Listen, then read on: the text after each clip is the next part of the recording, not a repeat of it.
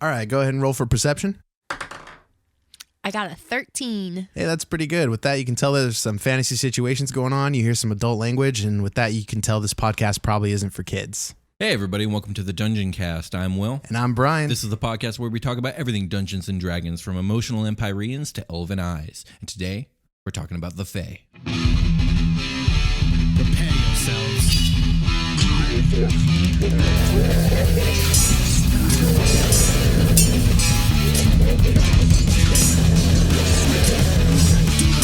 I cast Fireball.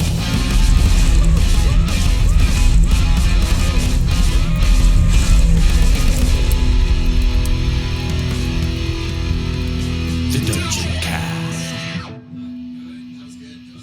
Okay, Brian, so today we are covering kind of a complex topic, or at least I find it to be complex, mostly because I'm fascinated with Fey, so I get really in-depth about like how my Fey work, and I'm always reading up on Fey.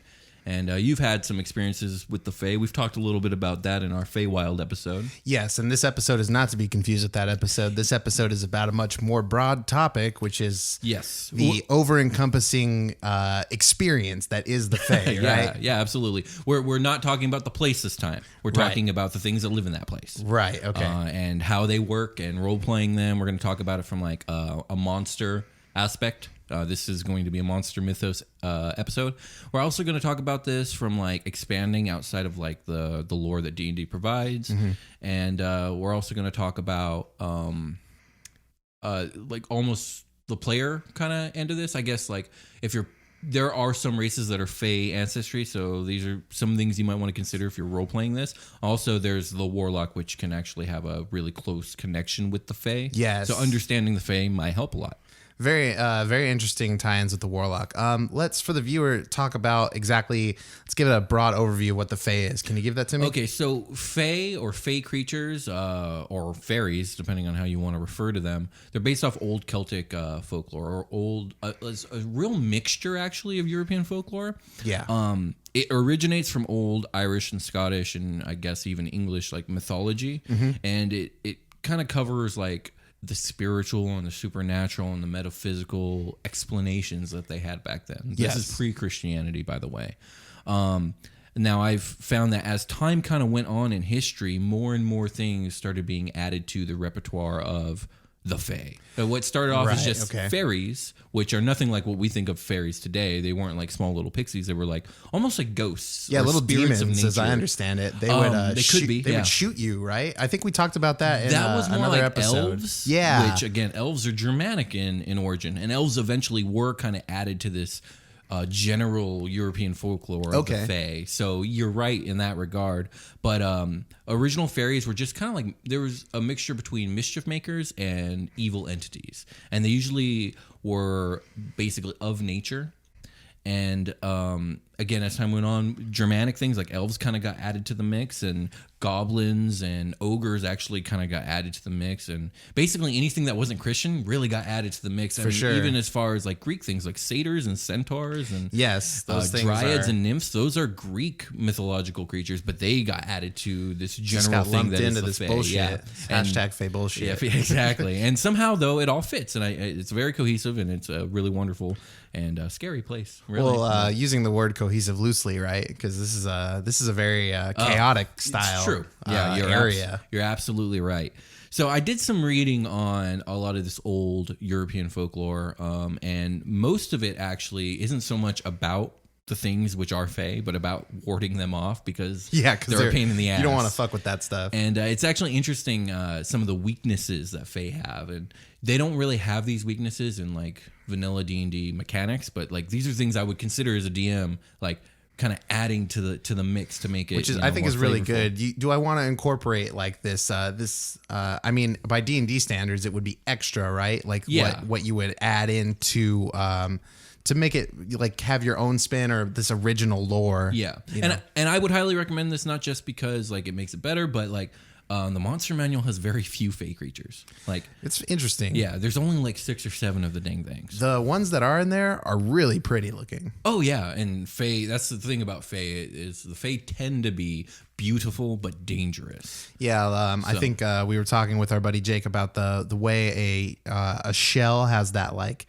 rainbow fluorescent like hues in it like that, and I think there's a little like dragon in there, like a fairy dragon. Yes. And it kind of has that going on in its little wings. It does. Super and cool. Here's the thing. Again, what I was saying about there being very few fey creatures is the fey dragon or the fairy dragon is categorized under the dragon category. I feel like it should be like a dual categorization. It should be. Does that live in the Fey? Yes. Yeah, okay, That's cool. where fairy dragons are from. They're from the Feywild. So why doesn't have the Fey tagline? Well, because in 5th edition they don't double up on origins. It's just you have one origin. I see. And okay. I mean, in all honesty, we already have the pseudo dragon taking place of the tiny dragon. So why not you have the fairy dragon be in the Fey? But whatever. So it is what it is. It is what it is. So some of the weaknesses that the Fey have, the traditional weaknesses, are iron is probably the most prominent one. Okay. Or cold iron sometimes. And what that means can vary. Like either it was cold forged or it's just iron that isn't hot. Is that like putting silver bullets in your gun to kill a werewolf? It's very similar to like the weakness of silver thing. So you want like an iron blade. Yeah, you want like an iron blade. Honestly, any iron. It could be iron hammer. So it's you don't necessarily burn them. It's going to make them feel pain and misery. So you will have to make contact. Yes, usually. Now I'm sure there's some fear element, like look at my iron, right? Fuck you. Yeah, there is. Well, I've seen things. Okay, so in Patrick Rothfuss's Kingkiller Chronicles, there is a form of magic called naming, which I'm not going to get into like the nitty gritty of, but like basically, if you know the true name of something, and true names are important in Fey lore. You have power over it. Cool. And there's a really cool concept. Yeah, it is. And there's a character who knows the name of iron, and he comes into contact with a Fey person, and he freaks out because he's never seen one. He immediately, instinctively calls the name of iron, and even though the iron doesn't touch him, it still hurts. It like the iron like begins to like ring and let off this noise, and it hurts this character. Because it's having some kind of physical impact on the environment. So when you say knows the name of iron, is the name iron or is there a different name that's like a secret? It has to do with like basically in the name of the wind. Sorry, I know you said you weren't going to get into it, but I'm very curious. In the name of the wind, there is what your waking mind and your sleeping mind. And your waking mind is like your normal self. Yeah. But everyone has a sleeping mind that is much wiser and knows more things and knows the names of things. Subconscious or your like wisdom or tie-in or whatever. So when you hear the name of something, your waking mind can't understand it. So if someone calls the name of iron, you will hear iron. Like that's what you'll hear them say, but that's not what they actually said. And like, let's move away from this because Fusroda. There we go. So iron. Why is iron a weakness for Fey? I've seen some different reasonings, but I think the most prominent reasoning and the one I agree with the most is iron represents that which is unnatural. It represents the constructed. It represents civilization. And since the Fae are such a strong representation of nature, they are naturally weak to iron. Okay. Why iron and not steel? I don't know. But it's. I've always thought it was really cool. Also because like as common as iron is, a lot of your players aren't going to really be carrying iron on them because most weapons are not going to be made of iron. They're going to be made of steel. Right. And steel does not work. I mean. It will still hurt them, but it's not the way iron would. You still have a fucking sword. Yeah. Exactly. Another weakness that I've seen very commonly is fire, and not just any fire. Usually has to be some sort of pure fire or fire burned off of a certain wood, usually rowan wood. Why rowan wood? I'm not sure. I think it's because that was a common tree in the area in Ireland and Scotland. I don't know if that's Celtic a fact, but I've noticed that a lot of the weaknesses for the Fae are very mundane things, very common things. Yeah, I'm seeing some parallels here with like fighting off demons and shit. Like I need garlic to like ward off this vampire. Yes, or and holly. Holly is something that wards off Fae as well. Holly, sick. rowan, certain herbs. Which in all my readings I couldn't find like what herbs. They just said some herbs. So I was like, okay, that's fucking specific. Better go get some herbs. Get that oregano. Yeah. But so iron, which is common. Iron's the most common metal. It's going to be found anywhere. Fire, that's something that mankind has had mastery over for eons. The general weapon against the forest is like setting it on fire.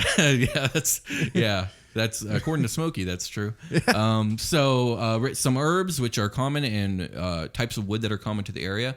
Now, the reason that I think these things being common is so important is because the Fae are often fascinated by that which we find mundane, much the way that the people from the mortal world are very fascinated with the Fae and how fantastic it is. Okay. To them, the fantastic is normal. So that which is normal is fantastic. I see. So going to the grocery store is fucking dope. Yeah, they're probably like, they don't get it. They don't understand. Shit, money? What? Yeah, they're like, huh? Why? You guys are so silly. Like, I don't get it. That's how Fae would look at that. And that's why I think it's very fitting that it's these very common mundane things that are their greatest weakness.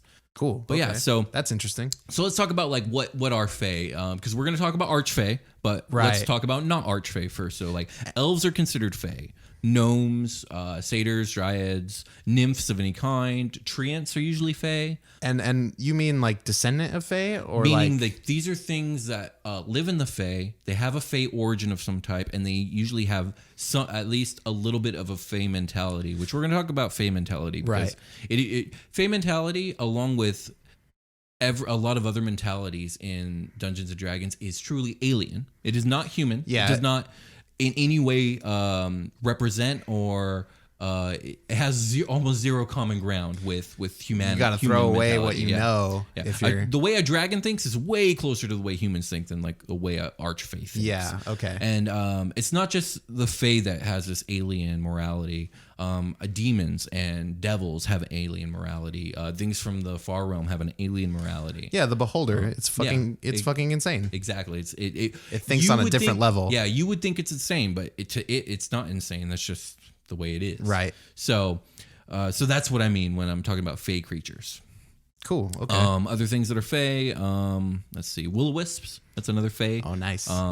Although they're categorized in the monster manual as undead, they're supposed to be undead and Fae at the same time. Nice. Owlbears? No, they're not. Believe it or not, they're not. I'm recalling a game, the game that I was playing with you, where you were DMing, and I think we ran into an owlbear. Yeah, you did. But it was just possessed by Fae. It was being fucked with by Fae. Yeah. Oh, okay. Yeah. By an invisible little Fae. They're not creature, possessed. That's what it was. Those things I kind of like based on brownies, but I kind of made them undead. And brownies are like a different form of fairy. Okay. I believe brownies are the kind of fairy that tend to ride foxes and like just be little wee people that live in the brush. That sounds fucking cool. Yeah, they're super cool. And they're if you want really cool Fae folk that are kind of like what you experienced in that game, which was like fox riding wee people.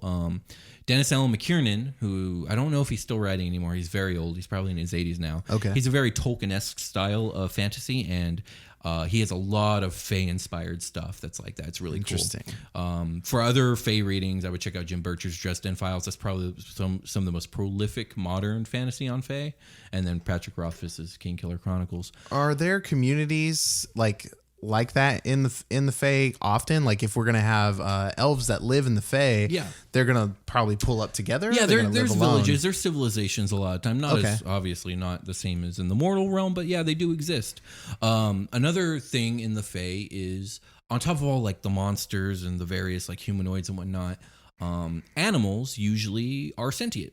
Usually, not all the time, but sometimes they are. Like you could speak to them? As common as they're not, much like Narnia, where they can just talk. And a lot of times the plants can just talk. That's a good thing to bring up.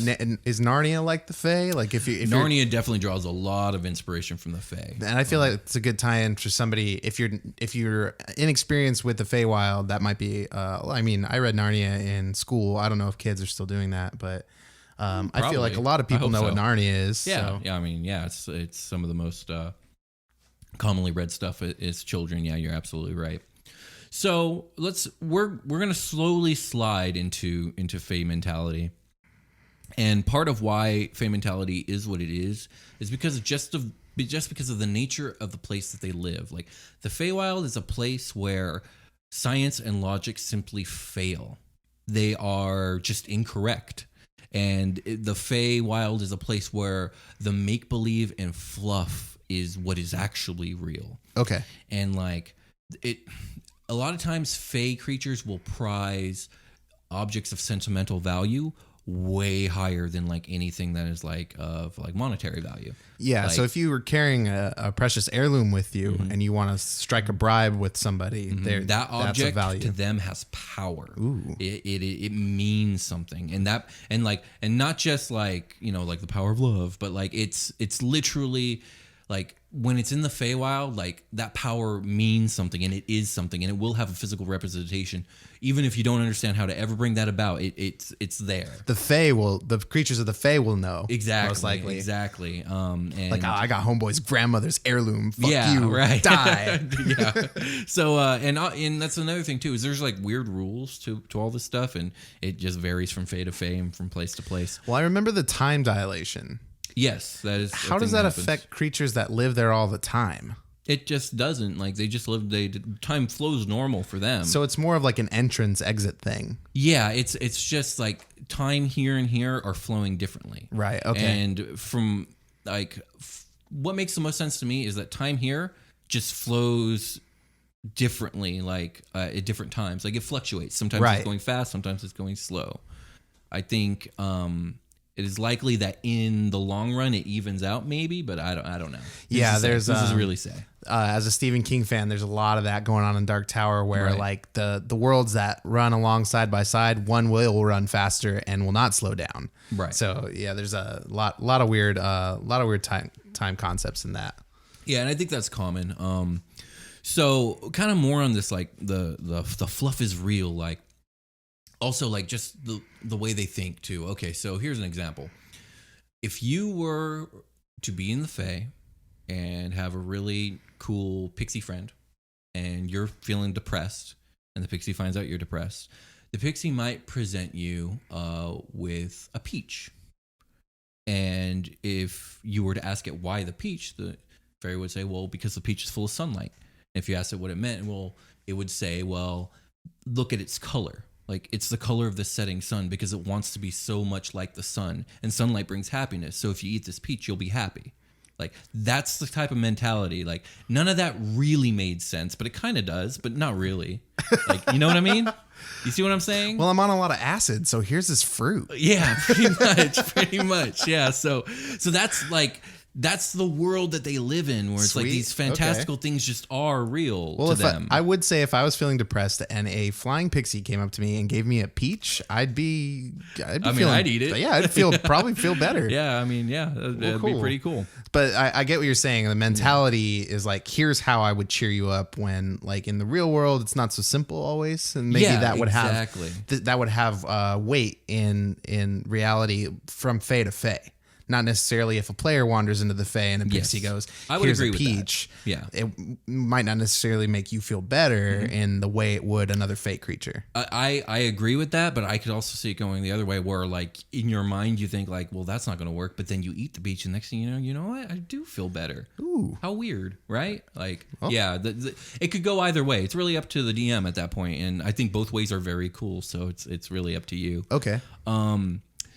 Let's talk about like the nature of the behavior of Fey creatures, and like this doesn't really apply to elves as much as it applies to pretty much any other Fey, because elves they have Fey ancestry, but they're really removed from this like Fey mentality. Yeah, they're more of a material plane type of race. Yeah, absolutely. But generally speaking, Fey creatures, from centaurs and satyrs and dryads to all the way up to archfey, there are certain things that, like, generally speaking, they value or they're about. Like they often have the inability to lie, or they simply choose not to lie because that's not in their nature. Okay. But they are very tricky with their words, and they will do what it takes to make you believe in a lie they're trying to tell you without telling you any lies. Like a monkey's paw sort of situation. Yes. Like, let me grant your greatest desire, but I'll also steal all your money. Very much so, which also brings me to the next point, is a lot of Fey are deal makers. And usually, I would say 99.9% of the time, whatever deal you make with them, you are on the wrong side of that deal, my friend. And they've worded it in such a way where you do not believe that. Exactly. So which, why would you say yes otherwise? Exactly.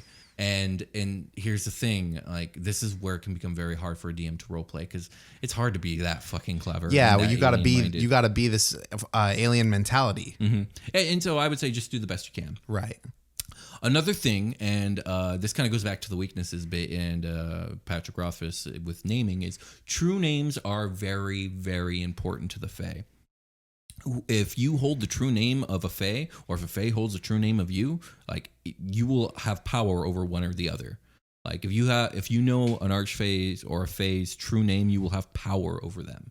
They will have to do what you say. Wow. And vice versa. And this is why you should never give your name to a Fey creature while in the Feywild. So if your name is Daniel, and your mother gave you that name or what have you, and you're face to face with an archfey who's trying to strike a deal, and they hey, what's your name? And you say, my name is Daniel. You've just given a piece. You've given a piece of your name, but you haven't given them your whole true name yet. Likely, because likely your name is more than that. Your name is, you probably have a last name. Okay. So my name is Daniel Stevensworth of and maybe Morrowinter or there whatever. we go. Now we're starting to get into territory. If they start knowing that, like, and it really varies on like what true names mean to you as a dungeon master. But for me, just to simplify it, I would say if the archfey is going to know that you're, what was it, Daniel Stevenson of Morrowind? Of Morrowinter. Of Morrowinter. Like that might be enough right there. Now they have your true name. Now they have power over you as long as you're in the Fey. Get me a peach. Yeah. There's other things. There's other things where they might have power over you, such as if you eat at their table. If a Fey creature offers you food, generally that is fucking danger zone. They're trying to get power over you. If you've eaten from their table willingly, you now owe them something. Ooh. And they will come to call on you. And if you do not, like, if you don't honor that, bad things will happen. So, the Fey will find you. The Fey will find you, and like you better think twice before you eat this chicken. And something bad will happen because of it all. Okay. They're deal makers. True names. Promises are important. You don't break them. Yes, so they don't break them. Something like this is reminding me of like the heirloom situation we were talking about earlier, where like a promise will carry weight and have real power in this place. That's exactly right. And so you're getting it. Another thing, and we already kind of said this, is Fey are incredibly curious about humans. They're fascinated with them. Right, because if you're walking into the Fey as a player in a campaign, it's probably very mystical, magical, very visually stimulating, and so the same is goes for the other side of it. So if the Fey wanders into the material realm, they're going to be like, holy shit, what's going on? Yeah, absolutely. And so you're buying shit off a blanket? What? in the Wise Man's Sphere, which is the second book of King Killer Chronicles, the main character ends up being in close proximity to the equivalent of what you would consider an archfey for a long period of time. And she's an ancient being and very powerful and very fascinating and wonderful. She's basically the equivalent of a sex goddess, but and I get really irritated with fans that like equate her to that, because she is way more complex than that. Like, that's demeaning to her as far as I'm concerned. Her name's Fey-lien. But one of the things fascinating about Fey-lien, who is an ancient creature of legend that every child knows of, like, she's like, it's like the Yeti. Everyone knows what the Yeti is. Okay, yeah. Like, people so like talk about the it lore worldwide. of this world is the Fey-lien? Exactly. Fey-lien is her name, and she's ancient and powerful and wondrous. Nice. And she, over time, they get to know each other or whatever, and he would sing her songs and tell her stories. And the ones that she was delighted by the most, the ones that she found the most interesting or fascinating, were the really mundane stories about how, like, some farmer's daughter, like, did something super mundane in town that day, or had trouble getting to the shop and, like, just getting what she needed. Yeah, stuff. just real boring like stuff. And she was delighted by it. It was so fascinating and fantastic to her. And it's such an interesting read, because like he's singing her this song about something so simple, and like he's watching this beautiful being of power and ancientness like delight at it. It's so crazy. Story time usually makes me pretty sleepy. Can we take a rest before we get into more of that? Let's. I don't want to fall asleep. Yeah, me neither. All right. Let's do it.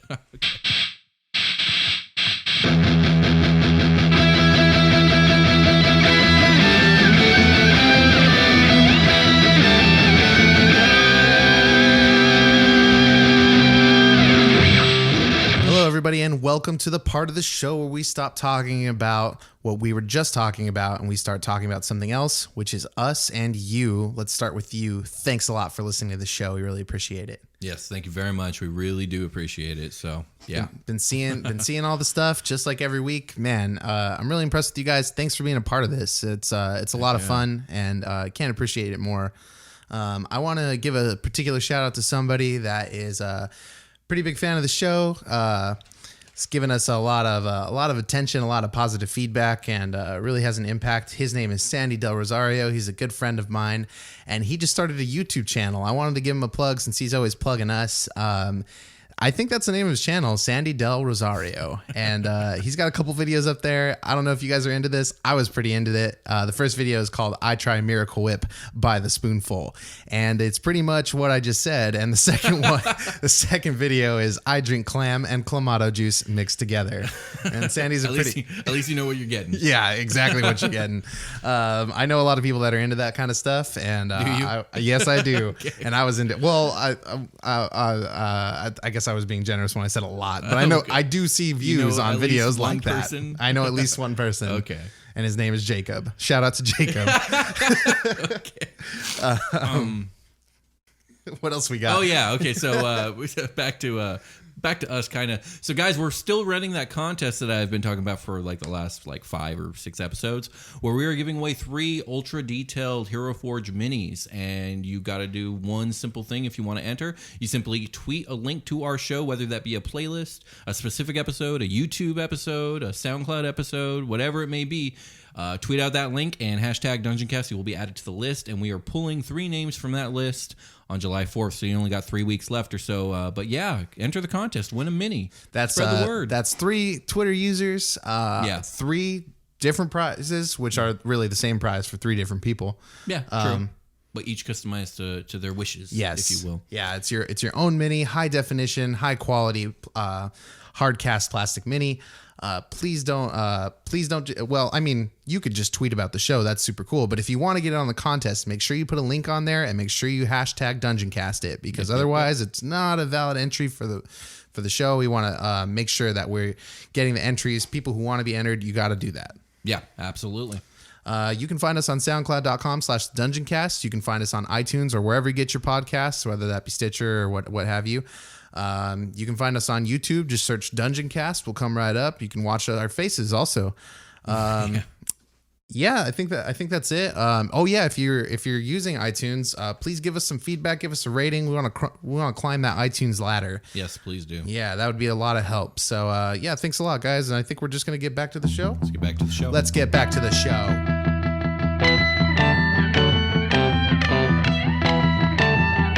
Welcome back. Do you think? I heard Tina Fey likes to play D&D. Is that a thing? Does she? I love Tina Fey. I hope that's true. I could run a joke game. Call it the Tina Fey Wild, and she's like the archfey there. That'd be cool. I like that. What do we got next, Will? God damn it, Brian. Okay, so I want to expand on magic in the Fey and the kinds of magic you'll see used, and also we're going to expand a little bit more on the concept of the fluff being real. In the Fey, magic is inherently woven in, right? Yes, it permeates the place. The Feys and magic are inseparable. Okay. And in D&D terms, a lot of times the Fey are going to be using 2 specific schools of magic a lot, and that's illusion. A lot of illusion stuff. They're going to be fucking with your sensory. They're going to be tricking you and whatnot. And enchantment, which is like charming stuff. There's going to be a lot of that going around. And a lot of it is going to, especially if these are powerful archfey, like these aren't spells they're fucking casting. It is natural to them. It just happens. Okay, so let's talk a little bit about Fey-lien, because I'm going to be using her as an example, mostly because she is the closest thing to an archfey that I'm very, very closely familiar with, and also because I think she's awesome. All right, fair. So Fey-lien, and the stories about her, she is supposedly beautiful beyond all comprehension. She is a creature of love and lust and beauty, and she drives men mad with her love. Ooh. She lures them into the forest with her voice and her singing and her beauty. Siren-like. And she loves them until their minds break. Nice. Or not nice, depending on how you're looking at it. Super nice. And that's the legend. And some of it is true. I would say most of it is true. Not all of it is quite true. But here's the thing. We find out in our reading that, like, though she can control this power to draw men, or I imagine even some women in, it is not something that she turns on and off. It exudes off of her like body heat. Okay. It simply is. It's inherently tied and woven within her. Right. It is part of who she is, and it is of her nature. I'm sure you've seen the Pirates of the Caribbean movies. I have. The the ocean queen, the personification of the sea. What's her name? Calypso. Oh yeah, yes. Who is Calypso is based off Greek mythology, who is a water nymph, and we all know nymphs are part of Fey. And she reminds me of the Fey because there's a point in the movie where Davy Jones asks her why she never came on the day she promised Jones. Exactly. Nice impersonation. And she says the words, because it is in my nature. And that's very much how the Fey are. They do things because it is in their nature. Yeah, like don't control me, I'm the fucking ocean. Yeah. Fey-lien does what she does because that's what she is, not because she's malicious or evil, because she's not. She simply is. So again, that's a lot of times with the archfey, that's the type of magic you're going to be seeing. But it also could just be traditional D&D spells. It really depends on the dungeon master and what you're trying to do here with the Fey. So as we were saying with the fluff is real, how do I put this? The fluff is real, and that which is material is fluid. So like there's a scene in A Wise Man's Fear where Fey-lien is worried about Kvothe, the main character, leaving her and being unsafe. She wants to protect him. Okay. So what does she do? She reaches out and grabs Shadow with her bare hands and weaves with starlight as thread and sews for him up a magical cloak made of shadow and starlight. And she can do this because, well, number one, she's an archfey, but also because this is the Fey. It's Fey bullshit. And things like that can happen. Yeah. And it has to do with belief, too, because she makes him, he's questioning everything she's doing. He's like, how can you do that? This doesn't make sense. Yeah, I'm also questioning blah, blah, blah. I'm a nerd. But she gets irritated with him. And rather than explain anything to him, she just like gives him some shadow as if it's cloth. And she says, hold this. And without thinking, he grabs it and he's holding it. And then he begins to think about it and realize it doesn't make sense. And then it all slips out of his hands. Nice. So again, the make believe and it's all like interwoven together. And it's all bizarre. So how do you role play motherfuckers that come from this type of place? It sounds hard. It's very hard. And I dare you to try because it's so hard. But it's also a lot of fun. But maybe if you just go into it like, I'm just going to do some bullshit, it might come out right. Yeah, I mean yeah, you could do that. This sounds like bullshit. I'll do that. Yeah, and honestly, yeah, going with your instincts might just be the way to go. I do have some basic guidelines to role playing a Fey, and I wish I could say that I made these up on my own, but I did not. I also wish that I could credit the Reddit user who I got these from years ago, but unfortunately they deleted their account. I have no idea who they are, but they did an amazing write-up like 3 or 4 years ago on the Fey, and it changed my entire look on the Fey, and I'm going to talk quite a bit about this approach to role-playing Fey. Cheers to you, Reddit user. Yeah, I wish I knew the name of this person because I would like shout them out like crazy right now. So we have to remember that the Fey are completely alien, meaning that they are difficult to understand, but most importantly, they don't fall on the alignment chart, at least not as far as I'm concerned. Like lawfulness, chaos, doesn't matter. Good, evil, doesn't exist to them. They don't care. Right. So you mentioned in our Feywild episode that if we have white and black, they would have blue and orange. Yeah. Yes. Blue and orange morality. It's you can look it up on TV Tropes wiki or whatever that place is. It's a cool website that goes into all types of story tropes, and it's a trope that you'll see throughout science fiction and fantasy. Yeah, because the Fae is like very. I mean, this is a fantasy genre podcast covering a fantasy genre game, and the Fae is a fantasy genre. It can be tropey, right? Yeah, absolutely. And I mean, I say tropes, but like this is just a thing that has been done and can be done. I wouldn't say it's a downright cliche or anything. Yeah, because the Fae, I mean, it's pretty unique to me as far as pop culture goes. There are influences from that, but nothing like this. This is very D&D to me. Yeah, and we can actually thank, I would say we can thank Neil Gaiman probably for this resurgence of like old school Fae, because he had been doing writings that really, really drew from Celtic mythology. Okay. And he's a really prolific like comic book writer and graphic novel writer and just writer, period. Neil Gaiman's a legend. So he kind of restarted this whole using of the Fae in modern fantasy, and now we're starting to see it everywhere. Nice. But okay, so back to this concept of role-playing them. This person on Reddit, and I happen to agree with them completely, kind of broke down the Fae into like some basic behaviors that most Fae, if not all Fae, kind of have to varying degrees. Number one is they generally have a fierce guardianship of nature in general. Okay. Whether that just be their little homeland grove or all of nature. Yeah, that sounds super right, because they're the Fae is their home. It's very natural. Nature. They're like, of nature. The things they do are natural to them. That's a good point, because that's exactly how they look at it. And yes, they are of nature. Nature is important to them, if not even holy to them in a lot of ways. Another thing that all Fae seem to have is this bizarre but very, very potent sense of fairness and equalness. Okay. That both parties do not have to agree on this. And the example that I think I'm going to give here is changelings and the taking of the firstborn child. And a lot of old Fae myths, Fae would swap a newborn human baby with a Fae baby. Every time we talk about something like this, I think of the hag. And I think that, the hag, because the hag is known for doing that. And I think of that too. And I always think of the movie The Witch. Okay. Which that movie is fucking brutal. Because that baby gets taken within the first 30 seconds of the movie, and they eat them. Yeah. Well, they don't eat it. I don't want to talk about the movie in this. Well, hags eat the baby, right? We'll talk about the movie in a hags episode. Okay. Yes. Okay. We'll do a hags episode. We'll have a hags and episode. I want to talk about the witch. Cool. Because hags and witches, they're kind of one and the same. They go hand in hand. So, anyways. So to the Fae, even though to the human, obviously, that's not fair or equal or anything. That's my child. Yeah, you just took my baby. To the Fae, it's yes, I know it's your child, but I gave you a baby. We're all good. We're square. Because that's their bizarre but very strong sense of fairness and equalness that does not have to be agreed on both parties. Baby for a baby. What's the problem? Exactly. That's equivalent exchange as far as they're concerned. Okay. They have varying love of spontaneity. Sounds like they don't like to be boring a lot of the time. I mean, this isn't for all Fae, but this is very common amongst Fae. And it was from these behaviors that this person came up with a different alignment chart. It's not law and chaos, it's not good and evil. And it's spontaneous versus methodical, and that which is natural versus that which is of the constructed. Like logic? No, more of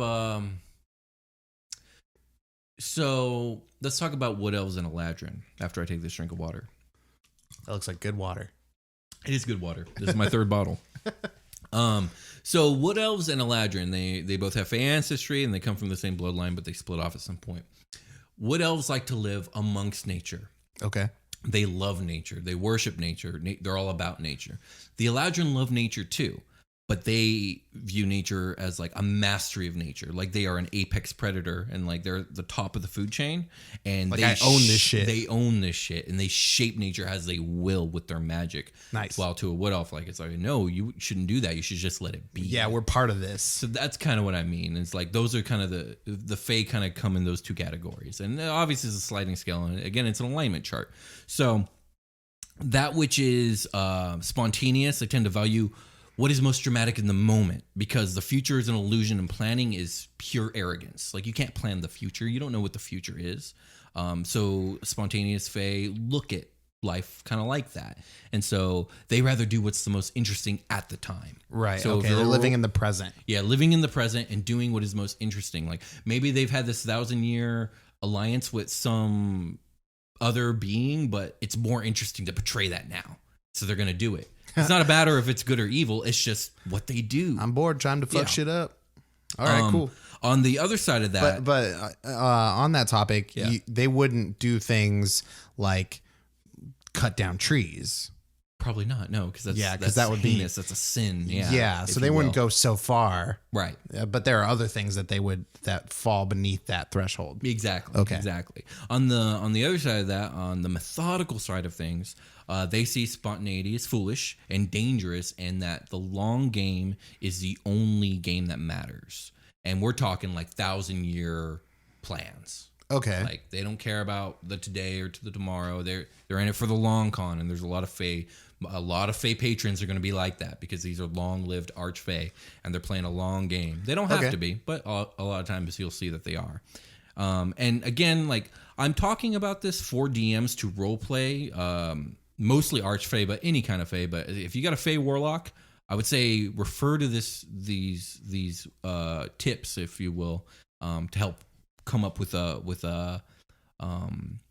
actual character that's going to be their patron. Because Fey patrons, remember, the Fey are fascinated with the mundane, so they're going to be a lot more involved with their warlock than maybe the fiend or the great old ones. Right. They're more hands-on. They're going to be more hands-on. They're going to talk. They're going to have a lot to say.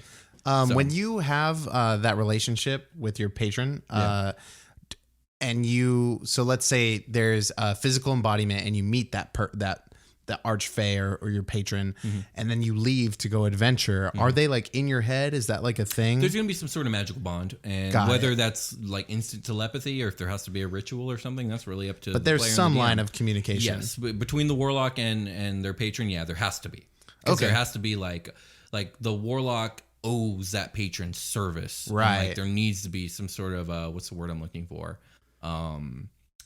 Way to boss them around. Way to boss them around. There has to be some sort of the word escapes me. Accountability, I guess. Okay. And so that magical way to link keep has track. To be there. Like, exactly. Yo, drop a pin where you at. Exactly. I saw this hilarious post on Twitter and I retweeted it.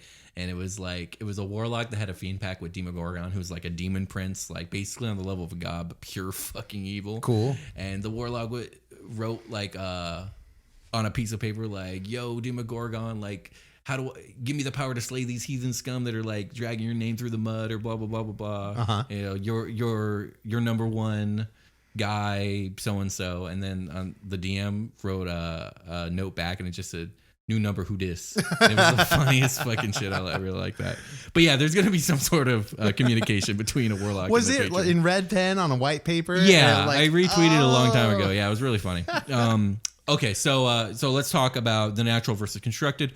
The Fae that view things on the natural side are going to say, we are part of nature. We must accept our place in the food chain, for that is what is good and right. We must live within its boundaries. Yeah, let it do its thing. Exactly. Around us. Wood elves. I'll say wood elves. Right. And while constructed, we're going to talk about Eladrin, and they see themselves as above nature and as an apex predator.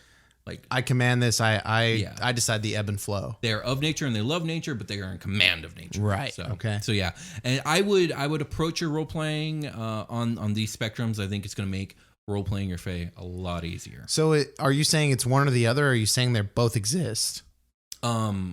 It's very much like good and evil. Okay, I see. They're going to be somewhere between there. They can be neutral on these things. So, excuse me. So does a druid, because we just did an episode on druids a couple weeks ago, is a druid somebody that wants to be in the Fae? Maybe. It's like I could see like an elf druid, like for sure. Absolutely. Or like gnome or there are, I believe there's even like Unearthed Arcana where it's like a circle of the Fae or whatever. Like there are Fae druids. Yeah, it's a thing. Okay. It's not really well represented in the player's handbook, but it'll be coming out probably at some point. And you as the DM are responsible for fleshing that kind of stuff out, right? As a matter of fact, yeah, you are. But as a matter of fact, the druid later on in its levels gets the ability to summon creatures.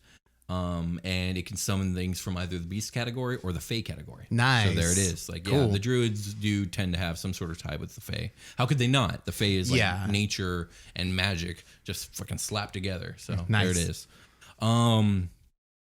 So you got any more questions about like role playing Fae or archfey? Let's talk a little bit about archfey, I guess. Yeah, I mean, are the archfey more of a ruler? Like, I guess it depends on like your Eladrin versus Wood Elf mentality. Yeah, I would say so. So the archfey are a real anomaly in this game.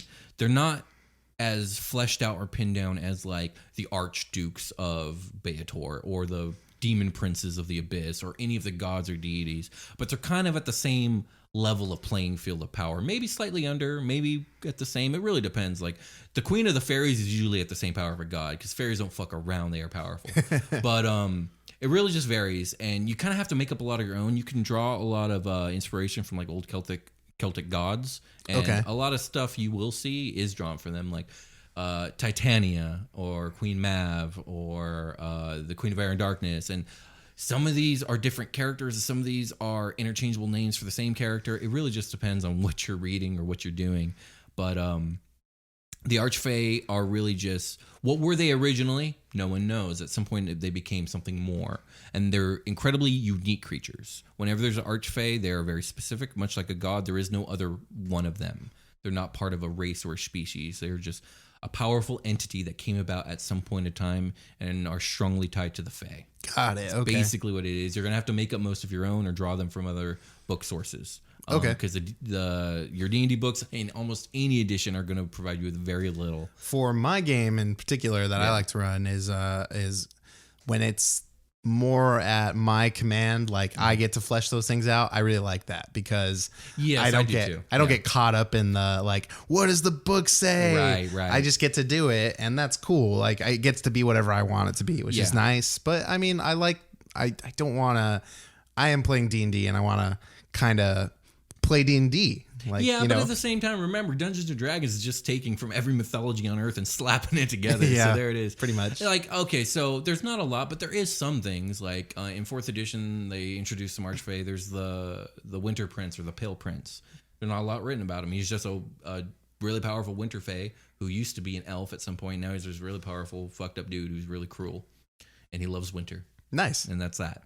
But it's Jack Frost. Yeah, he's Jack Frost, basically. And there's also like the Seelie and the Unseelie courts, which are, that goes all the way back to Celtic mythology.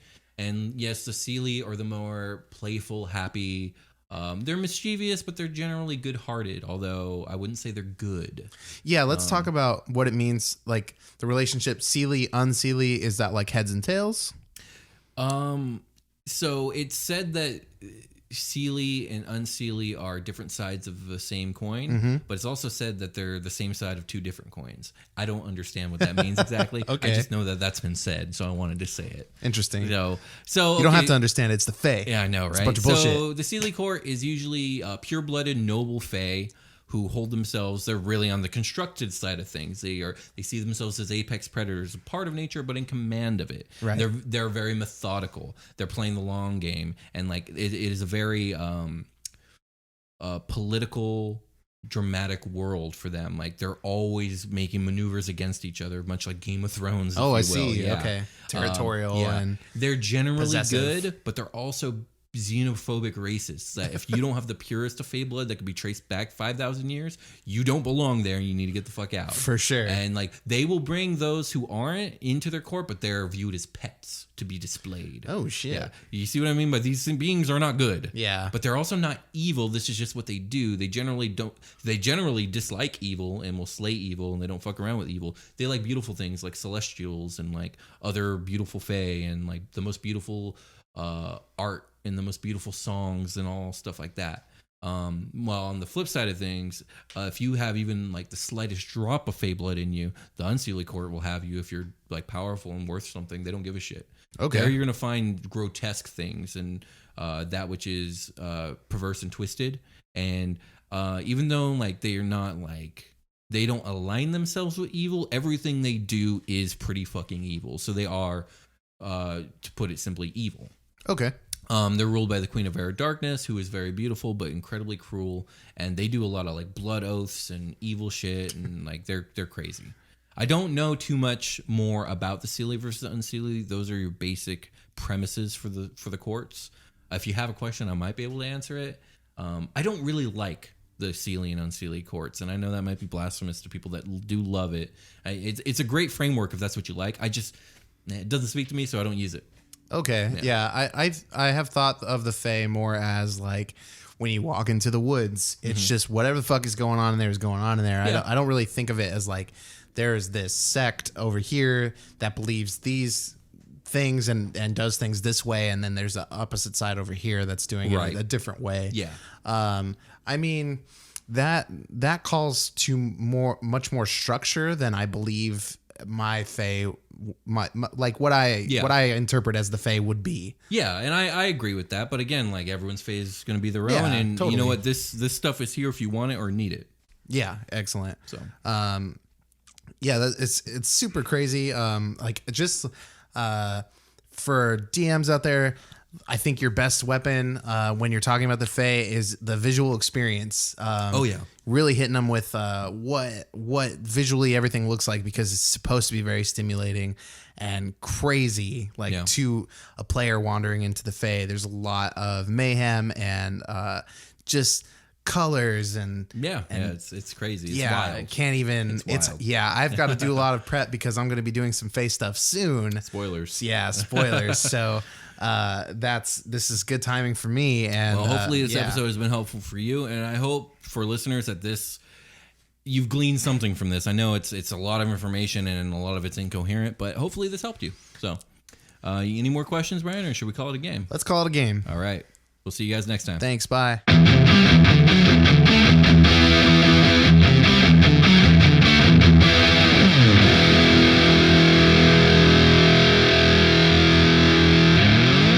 The Dungeoncast.